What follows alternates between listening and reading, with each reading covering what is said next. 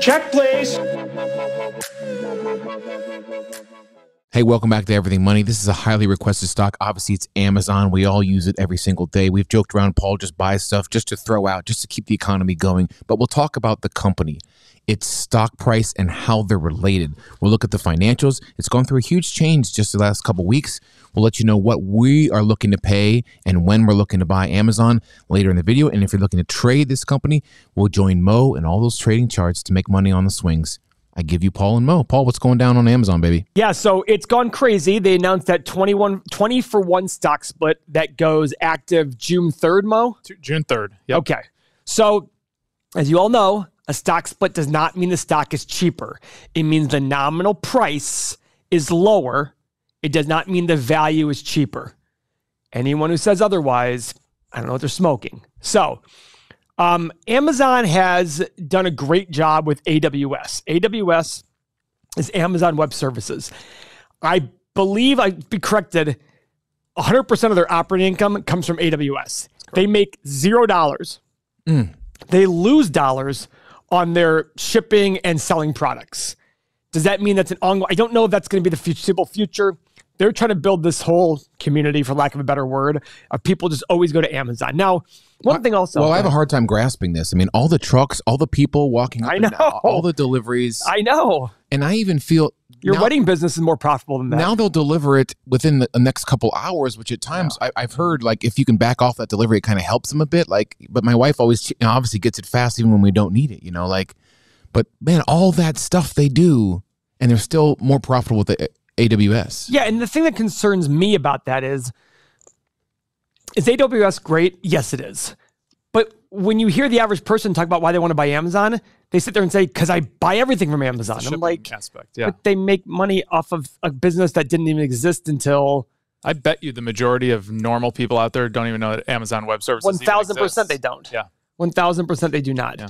All right, so let's look at Amazon with our software, 8-pillar tool. And guys, stay to the end of the video.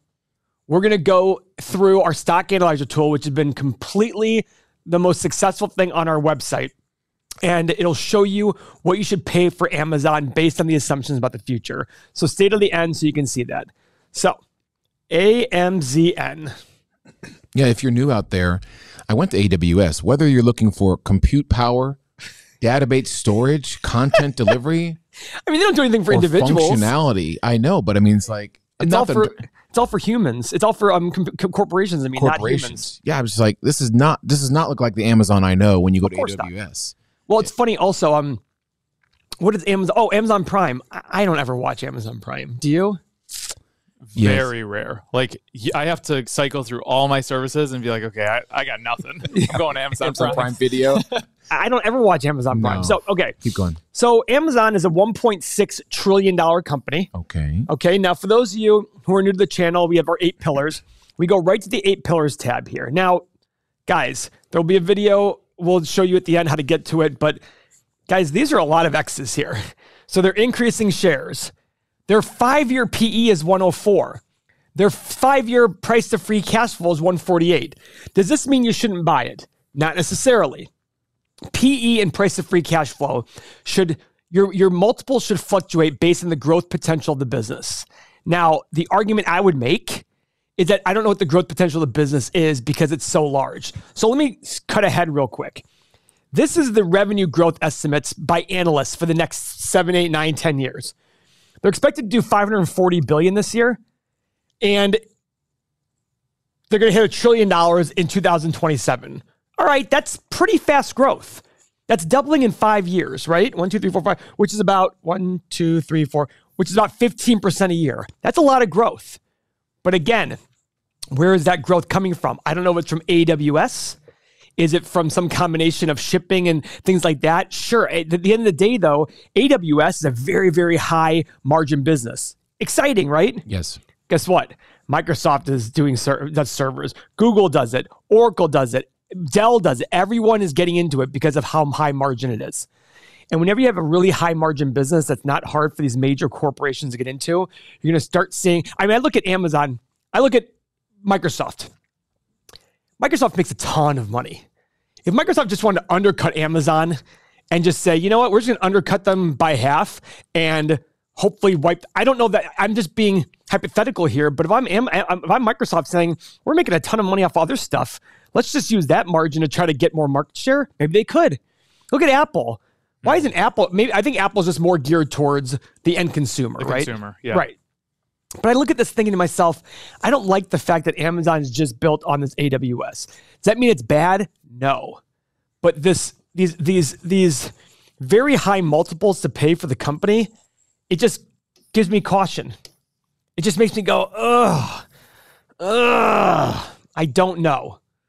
I just have a hard time buying into it. The other thing is, even with their high margin, their high gross margin at AWS, their gross profit was only 14% in the last year. That's pretty low. Low return on invested capital, 4.6%. Now, obviously, revenue growth is huge, and net income growth is huge. All driven by AWS. I mean, all the profit is driven by AWS.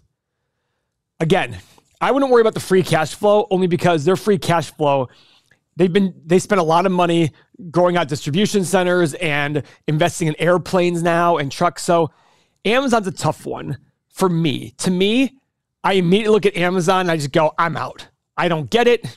I don't get this multiple. Is there a price I'd buy Amazon on? Absolutely. But at this price, I just look at it and go, guys, keep in mind, I was wrong years ago. I said Amazon was overpriced at 300, and now I think Amazon's worth, we'll see what it is at the end of the day on Stock Analyzer tool, but it's well over 300, and that's what made me wrong at Amazon. If someone had the exact opposite approach of you and they're saying, today it's a buy, you're an idiot for not buying this, what would they be saying? They're saying they're okay with 1% return on their money, hoping the price goes up. Because if you buy it today, you're basically getting a PE of 100. That's a 1 over 100 is a 1% return on your money. You might sit there and say, well, the business is going up in value. Yes, it probably will go up in value, but from today, I don't know. Maybe.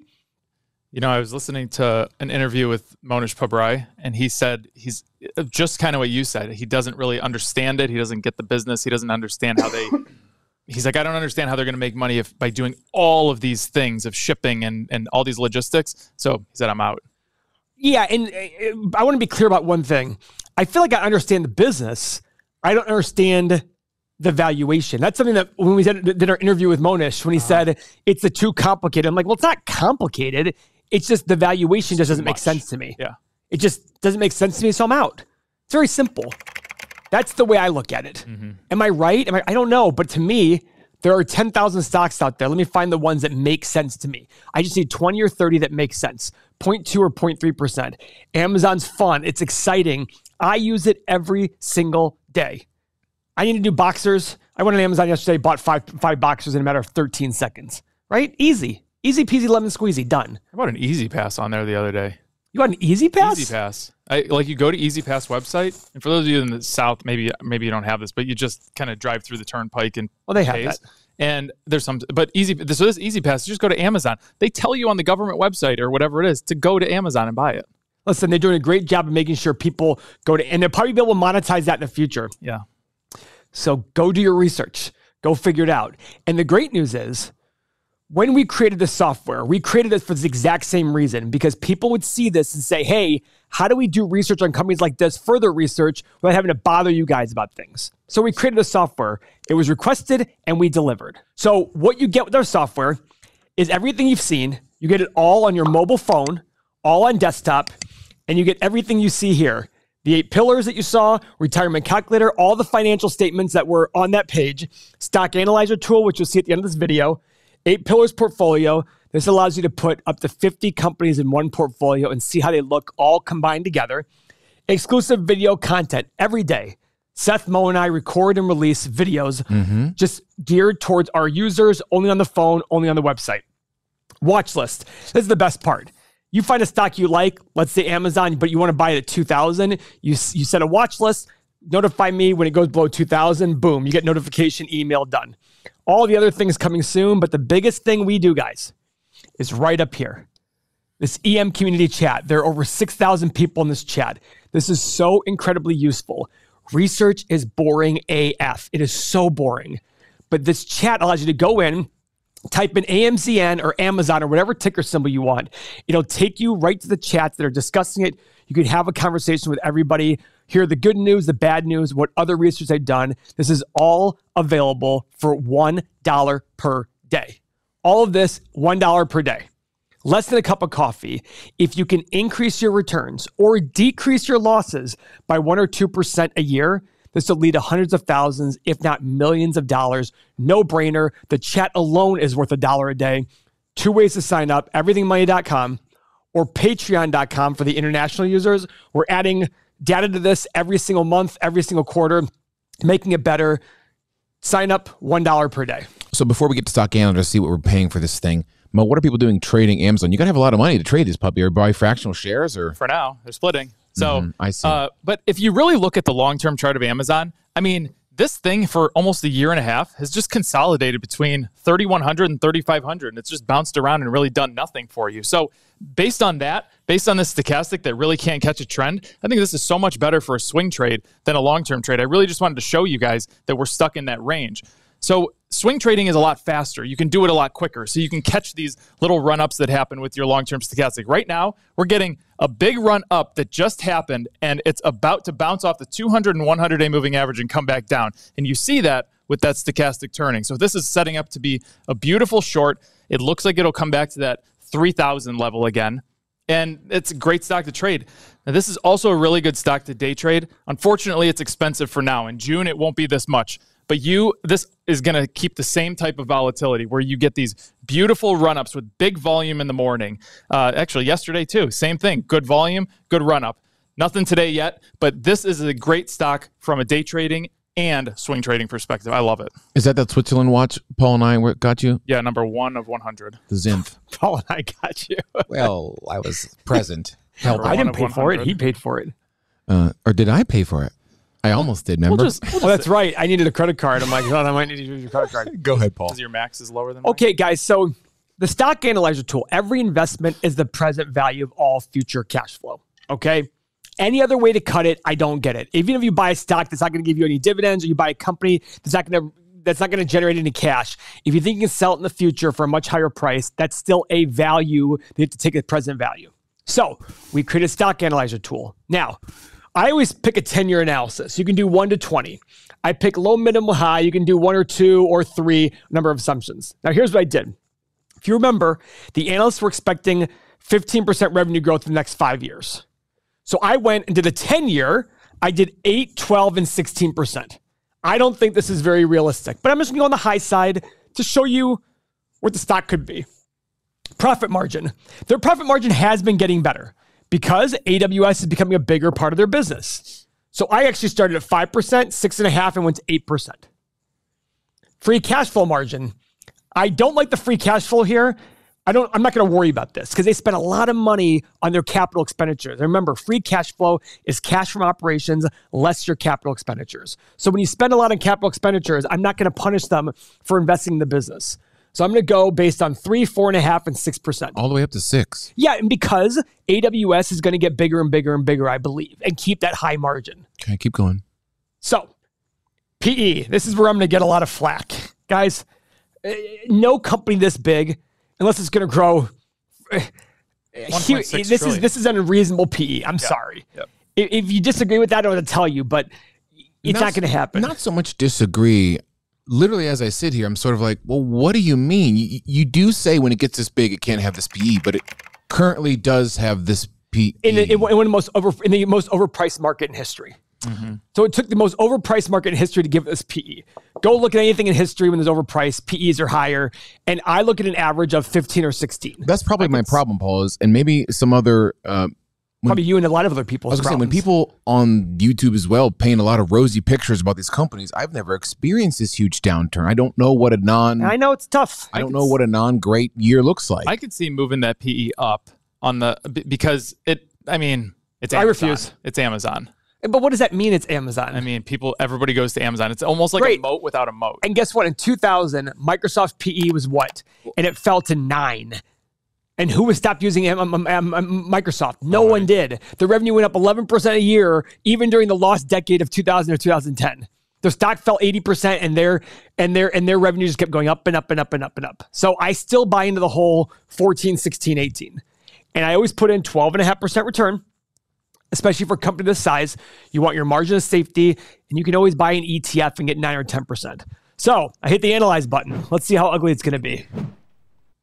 All right. $3,200 stock. So $3,200 stock. I have a low of around 500 to 800, a high of 2,000 to 2,500, and a middle range of about 1,000 to 15. I personally believe it's somewhere in this range.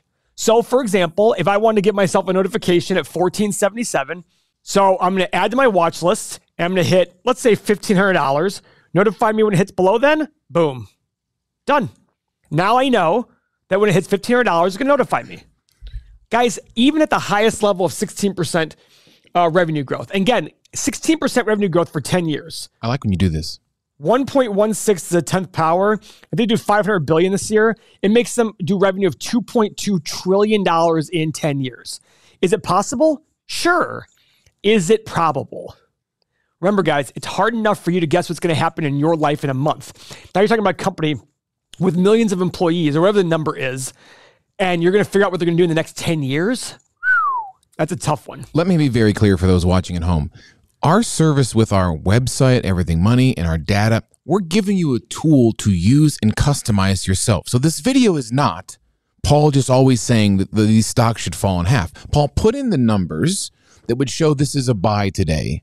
If someone says great. Nothing they're saying in the middle range. Nothing you can say will make them believe. But if you want to believe that this is a buy today, you can certainly put in numbers and get there. Okay, I'm going to put in just revenue growth numbers, 20% a year. Analyze, we barely get there. We barely get there on the PE. 20% a year, guys. That means in 10 years, that company is going to have to do $3.1 trillion in revenue. In revenue. They do 470 this year. Guys, the biggest company in the world is Walmart, and they do $500 billion. Only $500 billion? It's something like that, whatever the number is. So 10 years from now. But I think Amazon will surpass Walmart. But so 10 years from now, they got to do keep in mind, the current U.S. economy does about $27 trillion a year. So this would be one ninth of the U.S. economy as of today. So it's not apples to apples because the economy is going to grow, et cetera. But it'd probably be 1/12 of the U.S. economy, 8% of the U.S. economy. Is that possible? Sure. Is it probable? Your job as an investor is to wait to find the probable outcomes to happen that you can buy a stock at a lower price. That's not here. That's not here. To go a step further, let's go to 25%. I want to get the middle range to be green, barely still, at 25% revenue growth. What if the new norm is a 30 PE is acceptable? If you believe that, then I think you're going to have a hard time going forward. And that's a very common... to me, it's just a number. I mean, to a new investor, it's just some number you're putting in. It's always below what it is nowadays. I would sit there and say that's no different than me saying, I'm eventually going to drop this phone and it's going to stop falling. In your mind, yeah. I just look at it going like, listen, I look at 150, 160 years. I look at 500 years of investment history, not just the stock market. And I just look at those cycles. That's it. We're in a high one at the moment. Yeah. Add Amazon to your watch list. We'll update you. Big swing up, and we need a big swing down to get it in a value investor's mind frame here to buy. Oh boy. You can trade this though, and especially when it gets cheaper in the summer, Mo. So you can join us in day trading on our Everything Money software. We day trade. Paul did 4 days this week. You, me, and Mo. I'm going to do tomorrow too. Day trading. So yeah, thanks guys. Follow, thumbs up, subscribe. We'll see you next video.